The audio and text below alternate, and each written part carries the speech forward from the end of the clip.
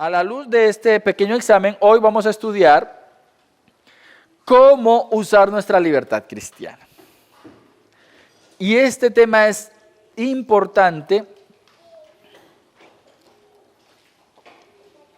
porque la mayoría de los debates en espacios cristianos están enfocados en si unos o ciertas personas son más liberales o más conservadores en cuanto a ciertos temas. Que si puedo o no ponerme un traje, que si puedo o no puedo ir a un lugar, que si puedo o no puedo dejar de asistir a la iglesia 1 o 2 días, que si puedo o no puedo tener compañeros no cristianos o amigos no cristianos o amigos homosexuales o amigos fornicarios. Entonces, si ustedes se dan cuenta, ya se va abriendo una paleta de ¿qué? De problemas que nosotros como cristianos tenemos que sortear en el mundo en el que vivimos. Usted no trabaja necesariamente en una empresa con jefes cristianos, con ideales cristianos, ¿o sí? Normalmente uno trabaja en entornos donde la mayoría no son creyentes. ¿Cómo me relaciono con ellos? Y si me invitan a una noche de integración, ¿qué espero yo encontrar en una noche de integración con mis compañeros de trabajo? ¿Puedo o no puedo ir? ¿Puedo hablar o no puedo hablar? ¿Qué puedo hacer? Todo eso hace parte de lo que tiene que ver con el uso de la libertad cristiana. Y si ustedes se dan cuenta, entonces son asuntos donde nuestra mente empieza como ¿a qué? A cavilar bueno, ¿cómo tomo yo decisiones? Hay temas que la Biblia no toca de manera directa, porque no era la situación del momento. Pero lo que sí debemos tener claro es que, como sabemos, la Biblia entrega todo lo que usted y yo necesitamos para vivir conforme a la voluntad de Dios. Por eso la Biblia es atemporal. ¿Qué significa que es atemporal? Que ella siempre se va a aplicar a todo momento, a toda circunstancia, en cualquier situación de la vida del ser humano, en cualquier época de historia, en cualquier cultura. En cualquier cultura. Por eso la Biblia no hay necesidad de modificarla, actualizarla, dependiendo del país donde se esté. No es necesario. Ella apunta a la realidad y necesidad de todo ser humano. Y por eso es atemporal, acultural, podría uno decirlo, porque no tiene necesidad de acomodarse a una cultura, no. Ella es superior a cualquier cultura. Ella es superior a cualquier norma moral. ¿Sí? Entonces, son puntos que quiero que tengan en cuenta. Ahora, ¿qué entendemos por libertad?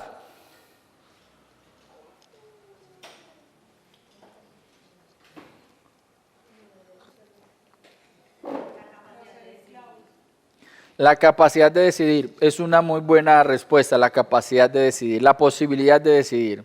No ser esclavos. ¿Esclavos de qué? De cualquier cosa que tú o tu conciencia te hace de cierta forma. Fíjense que vamos ahí hilando ideas muy interesantes. La libertad, inicialmente se piensa en términos físicos y uno piensa en la libertad en términos de si estoy amarrado o no, la esclavitud o no. En la época del Renacimiento, la libertad se planteaba en términos de si yo tenía las herramientas para pensar por mí mismo. Entonces era la libertad de pensar, de decidir, de entender el mundo. Nosotros aquí vamos a hablar de la libertad en términos de la conciencia. Si mi conciencia está anclada a lo que la Escritura enseña, la libertad, la conciencia es libre para obedecer a Dios. Toda conciencia que no conoce de Cristo es una conciencia esclava del pecado. De allí que cualquier persona que crea que tiene la capacidad de dejar un vicio, lo plantea en un término distinto. Yo soy libre para hacer lo que quiera y por eso fumo. Sí, pero no eres libre para dejar de fumar. Inténtalo y verás, ¿cierto? Yo soy libre para hacer lo que quiera y por eso si yo quiero voy y me gasto todo mi salario bebiendo cerveza un fin de semana. Bueno, pero ¿y eres capaz de no hacerlo? Esas conciencias son las conciencias esclavas. El cristiano debe tener una conciencia libre. Y esa libertad se aplica en función de desear agradar a Dios. Y como lo dice Pablo, y más adelante pues de pronto lo tocamos, cuando Pablo está hablando acerca de que hay leyes que están por encima de las leyes humanas, por ejemplo la ley del amor, la ley de la mansedumbre, la ley del dominio propio, es una ley para el cristiano que está en el corazón, de tal manera que contra tales cosas no hay ley. ¿Alguna ley le prohíbe a usted amar? ¿En qué parte del mundo hay una ley que prohíba amar? Ahora, ¿quién define el concepto amar? Hacer el bien al otro. Eso es amar. Ahora, ¿en qué parte del mundo usted encuentra una ley que prohíba hacerle el bien a otro? ¿En qué parte del mundo usted va a encontrar una ley que te prohíba contener tus impulsos de hacer el mal? Eso es lo que la Biblia dice de que es algo que debe estar en el corazón humano, dominio propio. ¿Sí se dan cuenta? Entonces, la libertad cristiana debemos pensarla en términos de la capacidad que tiene el hombre para agradar a Dios, o el creyente. Como sé que va a ser un trabajo largo, es una tarea larga, me voy a ir a mi última diapositiva para que ustedes anoten las 10 ideas que vamos a estar trabajando. Entonces, vea, yo paso rápido y llegué aquí. Ese es el resumen de la clase. Tú y yo, cada vez que vamos a tomar decisiones en las cuales de pronto la Biblia no habla directamente sobre algo, tú lo primero que vas a evaluar son tus motivaciones. ¿Estamos ahí? Miren que ya el asunto a veces no es en términos morales, sino en términos de carácter y motivación. ¿Qué me motiva a hacer algo? ¿Por qué podría o no hacer algo? Entonces, la primera motivación es si me beneficia. La segunda motivación, si me edifica. La tercera motivación es si eso hace que sea un peso adicional en mi vida, de tal manera que obstruya mi crecimiento espiritual. De tal manera que pronto sea un obstáculo para yo cumplir la voluntad de Dios. Cuarto, si me esclaviza. Si eso que yo voy a hacer, ¿cierto?, se convierte en algo que no me da la libertad para hacer otras cosas. Otro punto, eso que voy a hacer busca justificar mi pecado. Un deseo, no sé. Si eso que estoy por hacer nubla mi mente. Entonces, si se dan cuenta, ya empezamos a encontrar relación con lo que habíamos tocado inicialmente acerca de la conciencia. A veces uno va a tomar una decisión y el hecho de hacer algo, estar metido en algo, pensar sobre algo, empieza a ensuciar nuestra mente. Y posiblemente eso empieza a nublar nuestra mente. De allí lo complejo de decidir ir a ver incluso una película sin saber de antemano de qué trata. Porque termina mi mente, ¿qué? Contaminada. Una conversación con alguien termina, ¿qué? Contaminada. Ser amigo, alguien que yo considero cercano, y esa persona vive en abierto pecado de inmoralidad, por el simple hecho de tener un apego con él, va a nublar mi mente. Y si yo no tengo una conciencia fortalecida, donde yo utilice esa amistad más bien para enseñarle la palabra de Dios, yo voy a terminar por el contrario, ¿qué? Siendo corrompido. Entonces yo debo saber cómo acercarme a ese tipo de relación. Me nubla la mente. Eso que yo voy a hacer tiene la posibilidad de presentarme como ejemplo. Si yo hago o no hago algo, cuando alguien esté a mi alrededor, me va a ver como si me presentara como un ejemplo. Obviamente, El ejemplo en términos bíblicos. Para una persona que no tenga la libertad de adorar a Dios, el hecho de que usted venga los domingos a adorar a Dios con la iglesia no es algo de ejemplo, hasta que esa otra persona lo entienda. ¿Cierto? Evangeliza. Lo que yo voy a hacer, la decisión que yo voy a hacer, me posibilita presentar el evangelio a otro. Me promueve como modelo. Mire que tengo 2 puntos que son parecidos, pero no son lo mismo. Me presenta como ejemplo y después como modelo. Modelo es que después de usted haber vivido de tal manera seguro y confiado en algo, usted se convierte en una guía para otro. Quisiera ser como fulanito de tal. Ya quieren ser como tú. ¿Por qué? Porque tus decisiones y tu forma de vida se presentan como modelo para otro. Y por último, eso que vas a hacer, en resumidas cuentas, glorifica a Dios. Y yo normalmente he pensado eso en función de algo que siempre ha atacado muy cerca a las personas que me rodean. Ustedes saben que hoy por hoy lo que más abunda es el deseo, el impulso por usar el cuerpo como un mecanismo para proyectar sus ideas. Y se ha convertido en costumbre que ya una persona cualquiera se puede tatuar. Y cuando usted le aplica cada una de estas motivaciones al ejercicio de uno tatuarse, ojo con esto, no es que tatuarse sea pecado. La prohibición del Antiguo Testamento sobre el tatuaje era una prohibición ¿para quiénes? Para el pueblo de Israel. Eso ya no aplica para la iglesia, no aplica para la iglesia. Usted podría tatuarse, pero cuando yo evalúo en la actualidad que las personas que se tatúan normalmente son personas que están buscando exponer una idea, despecho, amor, rebeldía. Toda esa corriente empezó porque los que se tatuaban eran las personas que participaban de una pandilla y se marcaban entre ellos. Usted se da cuenta que no es una práctica que tenía como propósito ¿qué? Exaltar a Dios. No me promovía como modelo. No tenía como propósito ¿qué? Evangelizar. No me presentaba como un ejemplo. Entonces, ¿yo qué hago? Hago a un lado esa práctica y yo no me tatúo. De hecho, el hecho de tatuarse, si Dios hubiera querido que el cuerpo fuera para tatuarse, no lo hubiera hecho impermeable.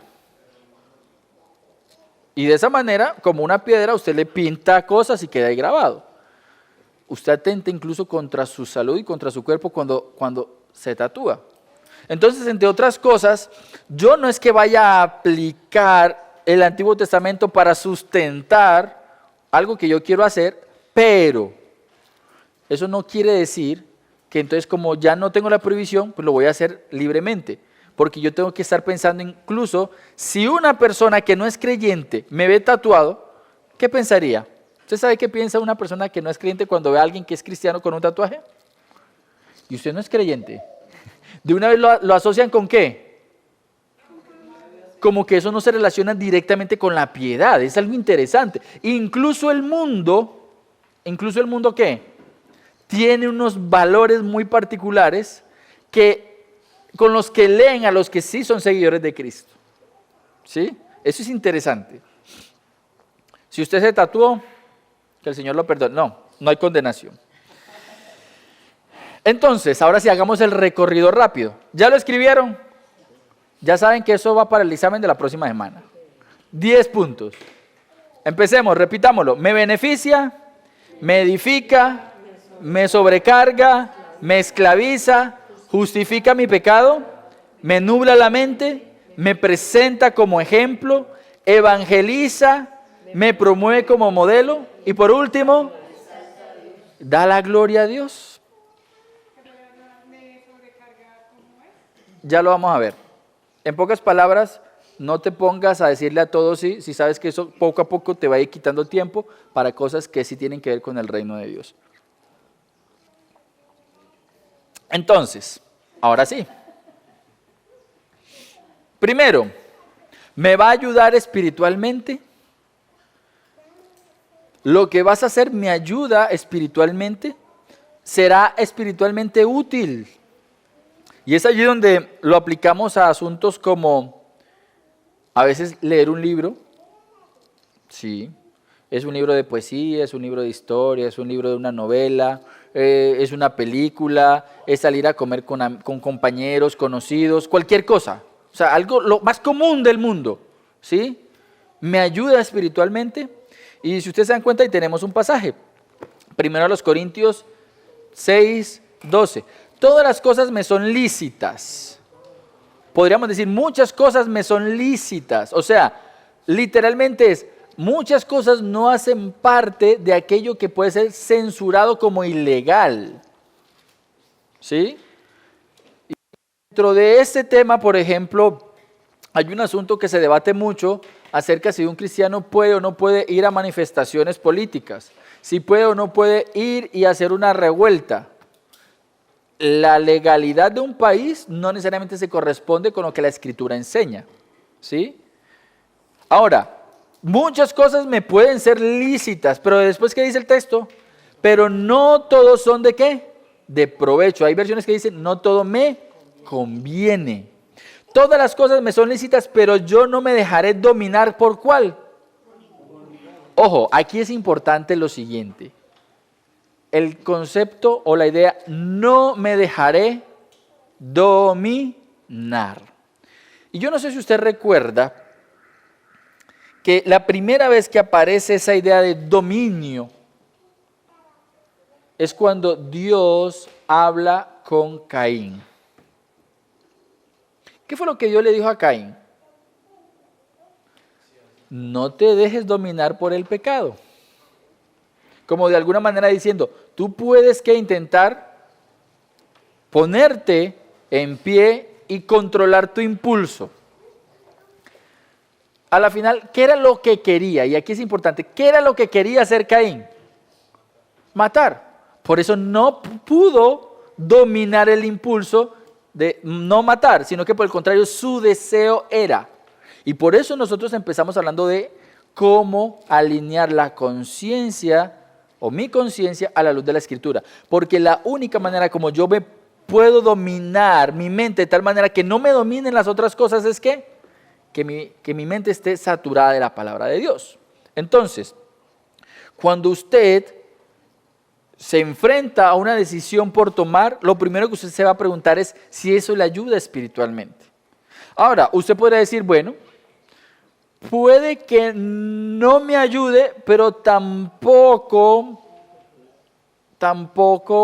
me contamina. Listo. Ni me quita ni me pone en este primer nivel. Segundo, ¿contribuyo a mi desarrollo espiritual? Entonces aquí ya, si ustedes se dan cuenta, cuando uno le va sumando cositas, ya el panorama se va ¿qué? Aclarando. No necesariamente me contamina. Pero entonces la pregunta que sigue es, ¿y edifica mi vida espiritual? ¿Edifica mi vida espiritual? ¿Sí? Entonces tenemos allí primero a los Corintios capítulo 10, versículos 23, tenemos segundo a los Corintios 12, 19, son textos que apoyan el punto, pero vamos a leer los que tenemos aquí enfrente. Primero a los Corintios 14, 26. ¿Qué hay que hacer pues, hermanos, cuando os reunís cada cual aporte salmo, enseñanza, revelación, lengua, ¿qué dice ahí?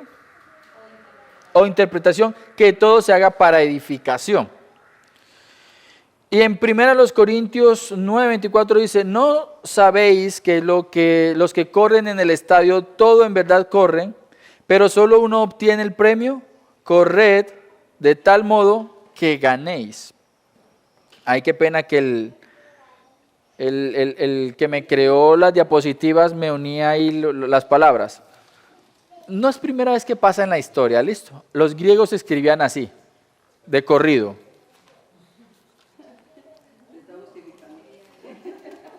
Está justificando el pecado. Listo. ¿Cuál es la idea aquí, mis queridos hermanos?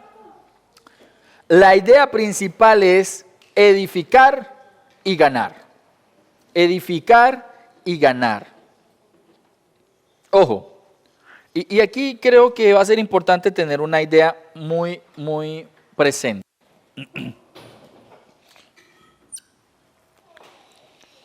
Vamos a pedirle al hermano David que traiga de Canadá unos marcadores que marquen, porque estos de aquí no los va a botar. Todo eso que estamos trabajando apunta a la madurez del cristiano. Madurez del cristiano. La madurez del cristiano va en un sentido contrario al débil de conciencia. ¿Cierto? La madurez del cristiano va ¿hacia dónde? Hacia un lugar contrario, una ubicación contraria del débil de conciencia. Entonces, cuando nosotros hablamos de que una persona ya busca todo aquello que le edifica, estamos hablando que estamos en un debate entre qué tan cerca estoy de la santidad de Dios.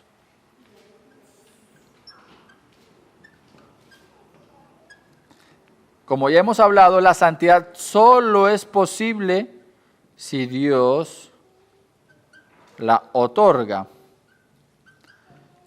El amor verdadero, la santidad, la pureza emanan de Dios. La única posibilidad para que usted y yo podamos experimentar la santidad es que Dios, ¿qué? Nos la conceda. Él ha dicho que por medio de la palabra nosotros somos santificados. Entonces, tenemos por un lado la santidad de Dios. Aquí voy a establecer una línea. Y esa línea significa que es el límite de vivir piadosamente. ¿Sí? Si ya cruzó esta línea, ya soy un ¿qué? Un impío. Y aquí podemos marcar unas lineecitas. ¿Cierto? Esto es peligro, esto es rojo. Esto aquí dice alerta. Alerta, cuidado, te pasas de ahí y ya estás en desobediencia. Estás en desobediencia. El cristiano maduro va a caminar por esta línea. Y de ahí para allá, ¿qué tan inmaduro soy? Eso lo voy a medir en función de qué tan cerca quiero caminar del peligro. ¿Sí? ¿Qué tan cerca voy a caminar del peligro? Cuando nosotros hablamos de que un creyente, cuando toma una decisión, debe pensarlo en función de que contribuya a su desarrollo espiritual, ese creyente es aquel que se quiere alejar de todo aquello que contamina y quiere estar buscando constantemente lo que me acerca ¿a qué? A la santidad de Dios. Entonces, muchas veces no se trata de si usted está bien o mal, sino de si usted está entendiendo el llamado que ha recibido como cristiano. El llamado que usted y yo hemos recibido como cristianos es ser ¿qué? Santos. Primera de Pedro lo dice. Se lo dice a los cristianos en persecución y les dice, sean santos como Dios es santo. Y después se lo dice de otra forma, ustedes han sido constituidos reyes y sacerdotes para Dios. ¿Qué tan inmaduro soy? Cuando estoy buscando excusas para poder ejercer una libertad para pecar. ¿Sí?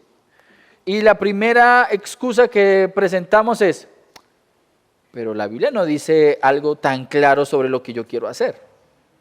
Y tú dices, o tú puedes responder, de pronto no lo dice, pero preferiblemente no te arriesgues. Por eso, no se trata de aquí poner leyes. ¿Por qué? Porque poner leyes para no pecar era hacer lo mismo que hacían los fariseos, ¿se acuerdan? Ellos hicieron más leyes, ¿para qué? Para no violar leyes, pero eso es añadir. Lo que Dios realmente desea con usted y conmigo como cristianos es que al escuchar, leer y estudiar la Escritura, ¿qué acabé de decir? Escuchar, leer y estudiar la Escritura, su mente cada vez sea más y más limpia, de tal manera que usted está deseando y deseando y deseando la santidad de Dios. Y ese deseo lo va a alejar a usted del pecado. Ahora, si yo no estoy leyendo, escuchando y estudiando la palabra, ¿qué va a pasar? Me voy a acercar más ¿a qué? Al peligro, al peligro. Y hay personas que viven aquí, ahí, viven ahí. No esperes que alguien te diga que estás bien cuando constantemente las personas más maduras te están viendo caminando ahí. Es un peligro. No esperes a que te consideren un cristiano maduro, porque estás caminando ¿dónde? En el peligro. Una persona madura no juega con el peligro, sino que por el contrario, sus decisiones van a estar enfocadas en que todo lo que hace contribuya a su desarrollo espiritual. No te constituyas el maestro de un impío. No es lo que Dios ha establecido. Por el contrario, busca todo lo que te edifica. Piensa como un maduro. Aléjate del peligro. Estar al borde del peligro no edifica.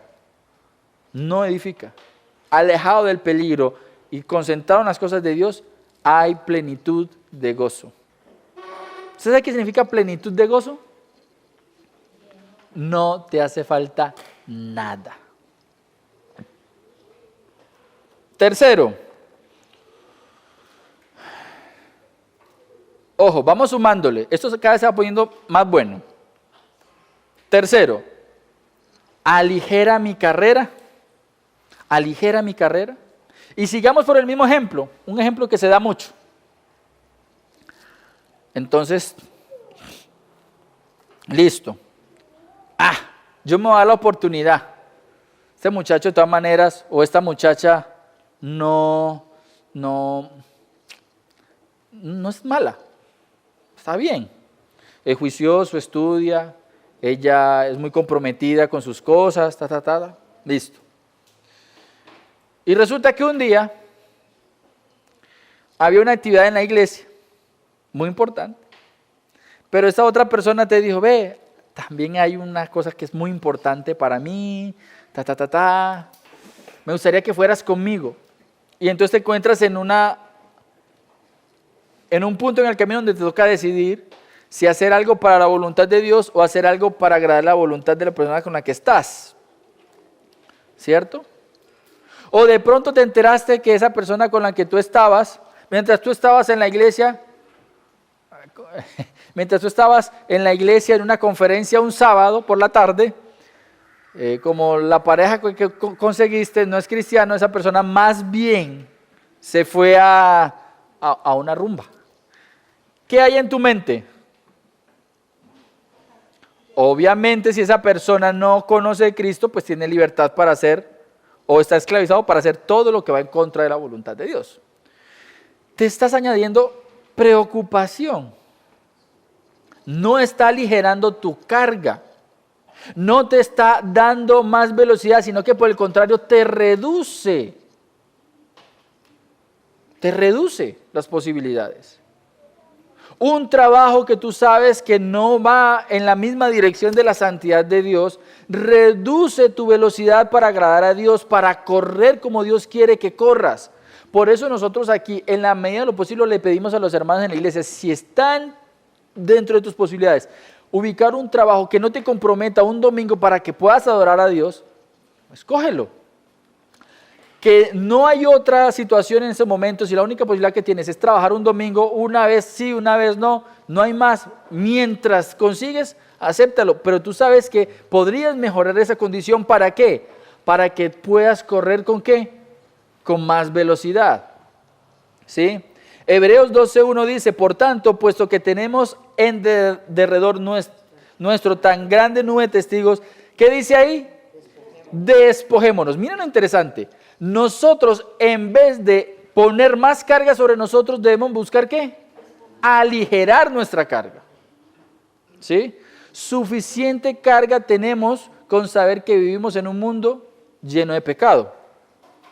Lo que a nosotros nos hace difícil correr en la santidad de Dios es nuestro propio pecado. No le añadas más peso a tu vida de piedad. Por el contrario, despojémonos también de todo peso. Míralo, aquí hay dos cosas.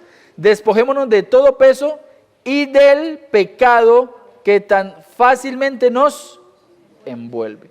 Mire que lo que nos da peso no necesariamente es ¿qué? Pecado. La Biblia nos está diciendo, primero, despójate de lo que te da peso. Esas decisiones, esas obligaciones que no necesariamente te edifican, que no necesariamente apuntan a tu santidad, elimínalas, sácalas de tu vida. ¿A quién quieres agradar? Es la pregunta. Y aquí pueden ser muchas las respuestas. ¿A ti mismo? ¿A tus amigos? ¿A tus jefes? ¿A tu familia? ¿A quién quieres agradar? Una pregunta que te puede ayudar es, ¿a quién te estás pareciendo? Nosotros necesitamos liberar carga para que eso nos facilite crecer más, de tal manera que ¿qué? Que nos parezcamos ¿a quién? A Cristo. Muchas veces nosotros lo que hacemos es aumentarle peso a nuestro crecimiento espiritual y aparte de eso, eso nos lleva a pecar y no nos estamos pareciendo a Cristo. Yo te diría hoy, si hoy tú y yo muriésemos y alguien te permite verte en un espejo para ver a quién te pareces, ¿te parecerías a Cristo hoy? Con las decisiones y la vida que estamos llevando, ¿qué tanto nos parecemos a Cristo? Entonces, todo lo que tú hagas, debe apuntar en tus decisiones a que aligeren tu carrera. De tal manera que no te obstruya en tu carrera de parecerte a Cristo, de servir a Cristo. Eso es importantísimo. ¿Sí? ¿Hasta aquí preguntas? ¿Vamos bien? ¿Cuáles son los 3 puntos que llevamos? Primero, me beneficia espiritualmente. Segundo, me edifica. Tercero, ojo, son 10. Las preguntaré la próxima semana. Cuarto, ¿me qué? ¿Qué acabo de poner yo aquí en la diapositiva? ¿Qué imagen puse ahí? Una hamburguesa. Nosotros creemos que los pecados graves son los únicos que esclavizan y por eso puse una hamburguesa. Ojo con esto. Nosotros podemos ser tan esclavos de cosas tan sutiles como, abro comillas, tener que salir a gastar cada 8, cada 15 días a un lugar diferente porque para mí eso me da descanso. ¿Y eso me qué? ¿Me esclaviza? Me esclaviza. Primera a los Corintios, capítulo 6, versículos 12, nos plantean fundamento para esto, pero miren lo que dice Efesios 2:10, porque somos hechura suya, creados en Cristo Jesús para hacer ¿qué? Buenas obras. Un creyente maduro está pensando en si lo que está haciendo, ojo con esto, si lo que está decidiendo, si lo que está viviendo fue algo que Dios le puso para que andara en él. Lo que tengo por delante por hacer, ¿será que fue algo que Dios me puso para que yo viviera ahí en eso? ¿O por el contrario, es una prueba para ver qué tan maduro soy? Las cosas que Dios pone como obras delante de nosotros son aquellas precisamente que nos ayudan en nuestro beneficio espiritual. Todo lo que Dios pone delante de nosotros como buenas obras nos ayudan en nuestro beneficio espiritual. Un trabajo, un compañero, Dios arma un entorno en el cual muchas de las cosas que yo hago me pueden beneficiar espiritualmente, pero para que eso me beneficie espiritualmente, yo debo tener la mente ¿de quién? De Cristo. De tal manera que si tienes una persona no cristiana a tu alrededor, adivina qué es lo que Dios quiere que hagas con él. ¿Qué es lo que Dios quiere que hagas con él? Preséntale el evangelio. No que te vuelvas compinche de las cosas que ellos hacen que no agradan a Dios, sino por el contrario, que tú puedas ser alguien que funciona como ¿qué? Sal y luz. Sal y luz. No que salga, sino la sal que comemos, ¿cierto? Sal y luz. Es nuestra tarea. ¿Sí? Entonces, lo que yo estoy haciendo me esclaviza. Es una pregunta, ¿me esclaviza? Mis hermanos, hay muchas cosas que usted y yo podemos hacer. Muchas cosas que usted y yo podemos hacer. Nuestro deseo es que usted sea maduro. ¿Cómo se evalúa la madurez? En las decisiones que nosotros tomamos. ¿Hacia dónde qué? Apuntamos. Pero a nosotros nos fascina estar aquí. ¿Qué es lo que hay aquí? ¿Por qué nos mantenemos aquí? Es la pregunta. ¿Cuál es el término que hemos estado usando desde el principio del estudio de la iglesia y la cultura? Ídolos. Los ídolos nos alejan de Dios. Los ídolos nos alejan de Dios. Los ídolos son aquellas cosas que no son Dios, que se gastan nuestro tiempo, nuestro recurso y que no beneficia en nada a mi vida espiritual, ni a mis hermanos en la fe, ni a la iglesia, nada. El ídolo lo único que hace es absorber lo que tú tengas, tiempo, esfuerzo y recursos, ya sean económicos o lo que sea. ¿Qué tan maduro soy? Es la pregunta. ¿Me esclaviza? Ahora, para el punto que viene, sí que somos expertos. ¿Qué ven ustedes en esa imagen? Bueno, ¿y qué es lo que ven entonces? Un árbol, ¿y qué más?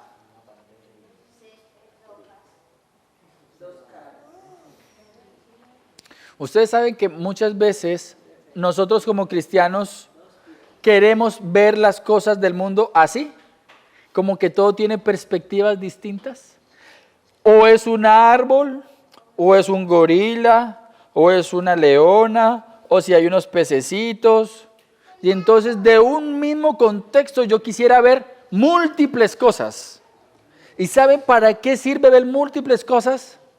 ¿Qué dice allí? Encubre mi pecado. Y muchas veces queremos ver los problemas morales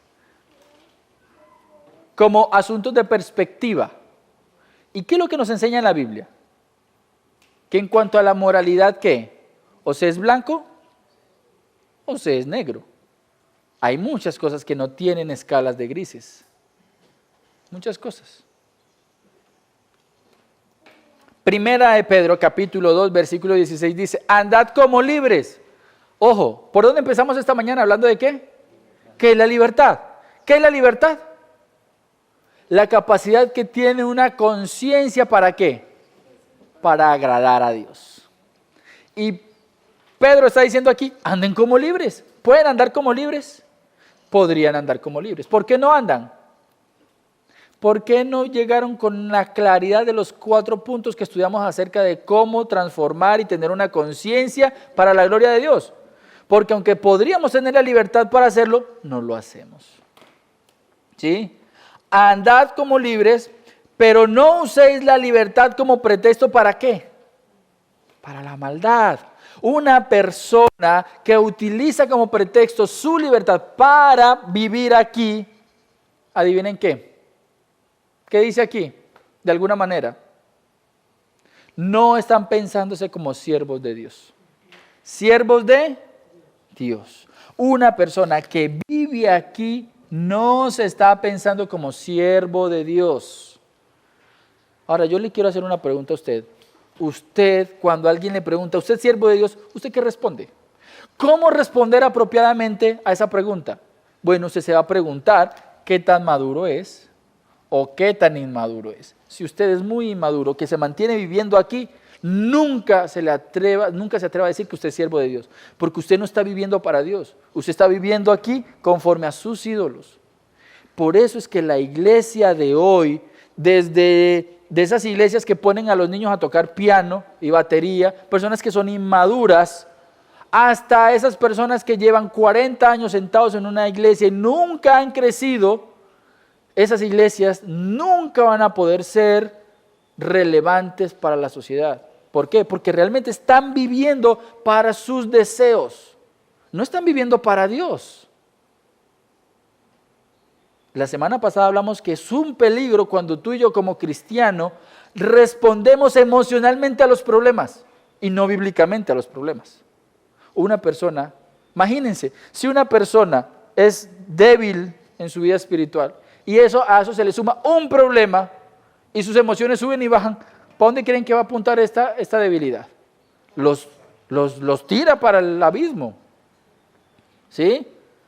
Y obviamente Dios los puede sacar de allá del pecado, los puede sacar del pecado, pero es muy duro, es difícil. Restaurar a una persona que ha caído en pecado es muy difícil. ¿Por qué? Todo pecado trae consecuencias. Y ya después uno arrastrar la consecuencia de un pecado toda la vida es algo que se sufre. De allí que la Biblia enseña que por eso una persona que está en el ministerio no puede ser un neófito, no puede ser inmaduro. Tiene que estar aquí, maduro, que sabe que no tiene la posibilidad de ser santo porque eso solamente le atribuye a Dios, pero su deseo es esto, la santidad, y por eso está pegado de la palabra y le pide al Señor, Señor, ayúdame. Pero si tú no estás aquí, sino que estás por acá, hermanos, vamos a intentar siempre ocultar nuestro pecado como el mundo lo hace. Desde una perspectiva de, son opciones, son opiniones. No. No piensen como el mundo. Sean bíblicos en su manera de pensar. Sean bíblicos en su manera de actuar. Y como lo hemos dicho desde el principio, uno cuando está aquí en estas situaciones, ¿en qué estamos pensando nosotros? ¿Estamos pensando en quién? En el otro. Cuando estamos tocando esos temas, ¿en quién estamos pensando? En el otro. ¿Y la Biblia qué dice que debemos hacer nosotros? Nosotros examinarnos. ¿Y nosotros en quién estamos pensando? En el otro. Ahí es donde radica el problema de la iglesia inmadura. Cuando nos hablan del pecado, cuando nos hablan de la santidad, cuando nos hablan del dominio propio, siempre estamos pensando en el otro. Así no empiezan las cosas. El cristiano maduro empieza examinándose a sí mismo. Dios bendito, llegamos a la mitad. La próxima semana evaluamos los 5 puntos que tocamos. ¿Sí? Según la lista que usted escribió ahí, ¿qué nos queda pendiente? Me nublan la mente, me presenta como ejemplo, tiene ocasión para que usted presente el evangelio desde la decisión que va a tomar. Cuarto, me promueve como modelo. Usted aquí cada cuánto ve a personas que se promueven como modelo. Si ustedes se dan cuenta muchas veces, una falsa espiritualidad nos lleva a pensar en que como soy humilde, no voy a trabajar para que otros me sigan. Eso no es lo que le enseñó Pablo a Timoteo. Pablo le dijo a Timoteo, enséñale a otro para que otros ¿qué? Enseñen a otros y a otros y a otros. Y no está hablando solamente de la enseñanza doctrinal. Ellos tenían que modelar lo que enseñaban. Y nosotros, cada uno de nosotros, si somos una iglesia que quiere ser relevante, tiene que pensarse como un modelo a seguir. Para poder llegar al último punto, ¿glorificamos a Dios en nuestra decisión? Vamos a orar. Señor, gracias te damos por este tiempo y permítenos, Padre, realmente comprender la importancia que tiene el que nosotros realmente podamos deleitarnos en tu persona y en tu santidad de tal manera que el mundo no encuentre ocasión en nuestra mente. Señor, ayúdanos a atesorar y a contemplar la grandeza de tu majestad de tal manera que nosotros nos veamos necesitados de acercarnos a ti. Y eso obviamente nos va a alejar del mundo y nos va a ser útiles para tu gloria.